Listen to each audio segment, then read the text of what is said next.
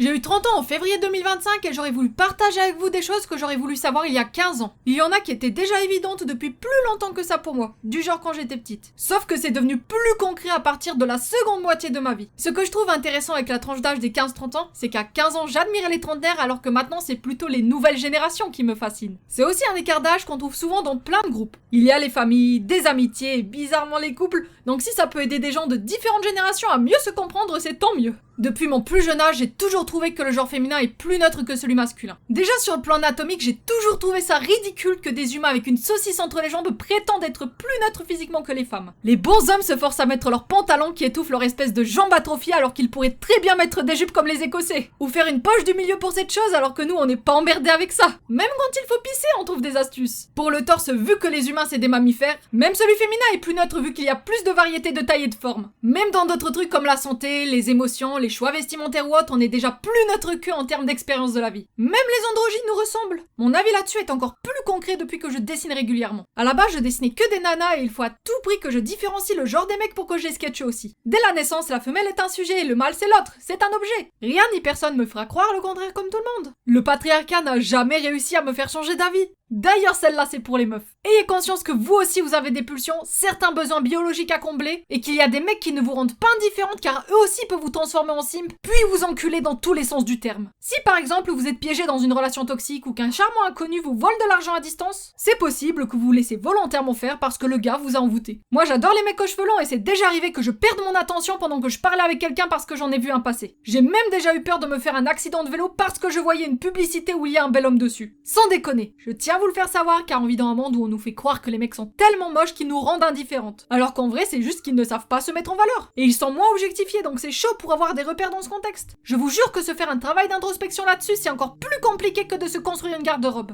Qu'un mec soit beaucoup plus vieux ou beaucoup plus jeune que moi, ça me dégoûte toujours autant comme à l'époque des Skyblocks quand ils me draguent de façon non sollicitée. Et qu'ils insistent alors que j'en ai rien à foutre de leur gueule. Que c'est pas réciproque et des fois il y en a, j'ai envie de les tuer. Je me souviens que quand j'avais mis en ligne un réel où je déconnais sur l'approche de la trentaine en mettant la version féminine de la chanson Ce soir en ville, elle a fait masse de vues sur Insta et elle m'a ramené tellement de dragueurs en DM que ça m'a débloqué des vieux souvenirs que je pensais enterrer à jamais. Je me demande c'est quoi le pire entre savoir qu'il y a 2-3 mineurs parmi ces mecs-là ou devoir être cognitivement flexible pour essayer de déchiffrer leurs intentions. Surtout que là je suis pas sur un compte anonyme. C'est comme si on mélangeait vie pro et perso. La drague et la séduction c'est tellement pas naturel que je préfère qu'on me dise cache ce qu'on veut de moi histoire que je perds pas de temps. À 15 ans j'adorais les troller sous des fausses identités mais j'ai vite compris que les sites de rencontres c'est un foutoir rempli de cassos. Et que j'ai autre chose à faire que de leur donner des faux espoirs. Pendant longtemps, j'ai ressenti une pression sociale pour avoir une bande d'amis comme celle qu'on voit dans Magical Doremi, et je me sentais anormale quand je me retrouvais seule. Même si j'appréciais ma solitude. Je me suis imaginé être dans l'idéal qu'avec des amies filles comme dans les groupes bien soudés de Magical Girl, mais je me suis retrouvée tellement de fois à être la seule meuf dans un clan de mecs qu'en vrai je suis plus crédible dans un seinen. Je me suis déjà demandé si j'étais une pick-me, c'est-à-dire une meuf misogyne qui préfère rester qu'avec des mecs. En réalité non, car on m'a déjà fait remarquer que c'est l'inverse, sans que je me rende compte. Au début, je me disais que je n'ai pas encore trouvé la meilleure amie de ma vie. Sauf qu'en fait, c'est les circonstances plus le destin qui font que c'est ainsi. Et je n'ai plus envie de me casser la tête avec ça. Avant, quand je voulais avoir des amis, il y avait personne. Maintenant que je m'en fous, je tombe sur des gens avec qui il y a moyen de construire quelque chose d'amical sur le long terme. Avec du recul, je me suis rendu compte que je suis tellement à fond sur mes projets personnels et mes autres préoccupations qu'en fait, j'ai pas vraiment de temps à consacrer à l'amitié. C'est plus un poids qu'autre chose pour moi, même quand il n'y a pas de conflit. Si vous voulez participer ou postuler dans un truc où vous avez pas l'air de correspondre à ses attentes, osez quand même candidater car si ça se trouve, vous serez accepté grâce à votre motivation ou parce que vous avez réussi à vous vendre. C'est déjà arrivé que je ne me sente pas légitime pour participer à un casting, une formation ou un concours car je me disais que j'avais pas tel matériel ou parce que je ne me reconnais pas dans les profils qu'ils recherchent d'habitude. Quand je réussissais à sauter le pas, c'est parce que je sentais dans mon instinct de survie que c'est absolument dans mon intérêt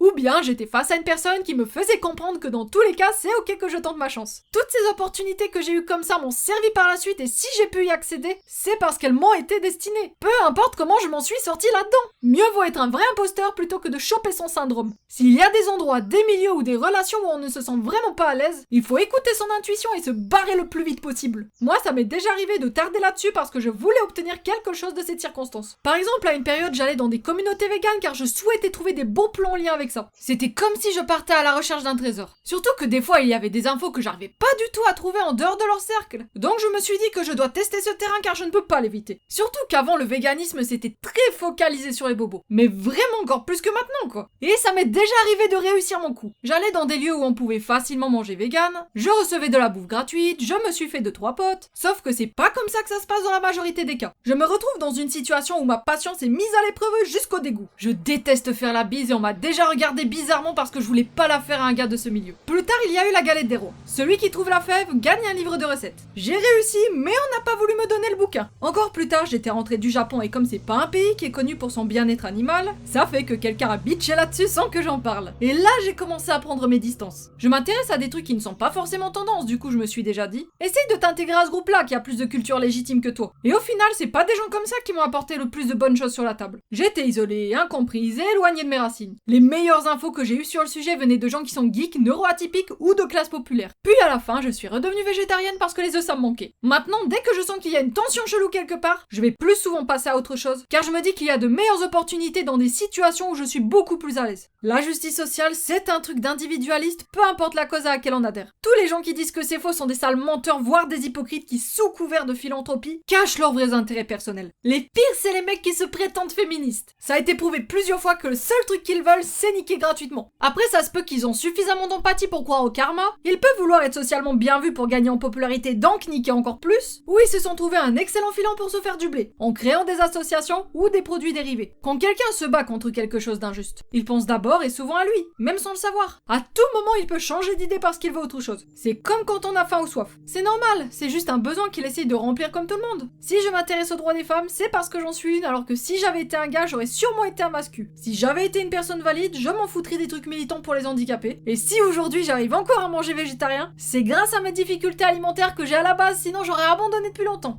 On a tous connu des situations où on a un jour été forcé de s'excuser. On est d'accord que c'est la pire des choses à faire pour que ce soit vraiment sincère. Surtout que si on se met à exécuter cet ordre, c'est uniquement pour survivre face à une menace potentielle. Peu importe si c'est à tort ou à raison, c'est pareil, tout ce qui en ressort c'est de la rancœur. Ça m'est déjà arrivé de m'engueuler avec une personne soit parce que j'étais trop cash ou pas d'accord avec elle sur un sujet, puis qu'elle me fasse pression pour que je m'excuse alors que j'en avais pas du tout envie et que je suis toujours en accord avec mes propos. Quand je me forçais, c'était avant tout pour protéger ma peau. J'ai remarqué que ces gens qui veulent à tout prix qu'on s'excuse sont pour la plupart des personnes qui veulent se montrer autoritaires ou qui ont déjà harcelé quelqu'un à l'école. Du genre quand j'étais au collège, il y avait une meuf qui voulait que je la complimente et sa sœur, sauf que je leur ai clairement dit que je les trouve moches. Il fallait que je m'excuse pour qu'elles arrêtent de m'emmerder et j'ai découvert après que l'une d'entre elles adorait se foutre de la gueule des secpas. Eux, c'est des élèves en difficulté scolaire qui sont dans des classes adaptées. Si vous estimez que vous devez vous excuser envers quelqu'un ou quelque chose, il faut que ça vienne du cœur et que vous ressentez vraiment ce besoin émotionnel de le faire sans la moindre pression. C'est ok de ne pas accepter toutes les critiques, même les plus constructives, et ça ne fait pas de vous quelqu'un de toxique ou de susceptible. Surtout si l'autre personne n'a pas assez d'infos sur vous pour que ce soit pertinent ni demander votre avis. Si j'ai besoin d'avoir des retours concrets sur quelque chose, j'aurais sélectionné la personne qu'il me faut en lui filant des éléments et des précisions pour qu'elle puisse m'aider. On peut se dire que je consulte que des spécialistes ultra pointus dans un domaine. Mais ça peut aussi bien être quelqu'un qui est moins expert mais qui voit les choses sous un autre angle. Dans tous les cas, il y a un tri qui se fait. L'expression « toute critique est bonne à prendre » est dangereuse et sectaire. Ça insinue qu'on doit même autoriser des gens mal intentionnés à le faire. Surtout en ligne alors que c'est pas vraiment l'endroit où on peut tout connaître de quelqu'un. En plus là, c'est facile de se faire passer pour un amateur ou un pro. Les meilleurs retours que j'ai eus venaient souvent de gens que je trouve inspirants alors que les plus mauvais venaient de ceux qui ont une vie de merde. Contrairement à ce qu'on entend dire, en réalité c'est pas compliqué de savoir ce qu'on veut très tôt dans la vie. Le plus dur c'est de faire en sorte que ça se concrétise rapidement. Comme je l'avais déjà dit dans mes vidéos, je savais depuis l'époque du collège que je voulais faire mes propres dessins animés. Dont un projet en particulier et je me rends compte à force de m'être documenté sur le monde de l'animation que j'ai vraiment eu de la chance de savoir ça plus tôt. Sinon j'aurais été encore plus perdue pour trouver mes repères là-dedans. Ce qui m'a aidé à rattraper mon retard c'est surtout d'avoir mis masse de thunes dans des formations, des réseaux ou autres. Chose que j'avais pas quand j'étais ado. C'est pas parce que vous avez un plan tout tracé de votre avenir que ça va être un long fleuve tranquille. Il y a toujours un moment où il faut rester en alerte pour que ça ne passe pas à la trappe et que s'il y a un imprévu, il doit au moins vous être bénéfique et aller dans votre sens. Vous voyez les gens qu'on considère tous comme des randoms. J'ai constaté que dans la société, on parle beaucoup d'à quel point les modes de vie atypiques comme ceux des artistes, des stars et autres marginaux sont vus comme un luxe interdit et inatteignable pour n'importe qui. Comme si les gens qui aspiraient à ça étaient des personnes capricieuses qui devaient se contenter des miettes qu'on leur donne. Alors qu'en réalité, la plupart des humains préfèrent sincèrement rester randoms et avoir une vie d'esclave. On aura beau les persuader qu'il y a mieux que ça, qu'ils ont du potentiel pour être libres et réaliser leurs rêves. Ils voudront quand même avoir une existence banale. Si vous avez des critères très rigides pour avoir un mode de vie sur mesure, peu importe combien de temps ça prendra, ça ne fait pas de vous quelqu'un de chiant qui veut se rebeller. Vous êtes une personne qui a envie de se préserver pour évoluer dans de bonnes conditions. Perso, j'ai un mode de vie qui se rapproche de ce dont je rêvais il y a plus de 15 ans. Certes, il est atypique, mais j'ai pas l'impression qu'il est plus insolite ou ordinaire que celui de quelqu'un d'autre. Si vous êtes nostalgique d'une époque que vous avez pas connue, ça veut souvent dire que vous n'êtes pas à l'aise avec celle dans laquelle vous vivez. Ce que j'aimais avec les années 80 quand j'étais ado, c'était pas seulement la vibe, la musique et des trucs comme ça. C'est surtout que quand je voyais tout ça, je me sentais pas obligée de me conformer aux mêmes attentes que ces gens qui avaient mon âge. Surtout que les ados de la Gen X ne grandissaient pas aussi vite. Même les jeunes qui fumaient comme dans le film La Boom étaient moins précoces que ceux de ma génération. Ça me fait rire quand j'entends dire que ma génération est plus immature que les anciennes alors qu'on nous pousse à être adultes de plus en plus tôt. Donc faut pas s'étonner si le seul changement qu'il y a eu ces dernières années c'est un virage à 360 degrés. Pour moi c'est juste le signe que le monde change comme d'habitude. Maintenant quand je tombe sur des conneries comme le journal de Bridget Jones,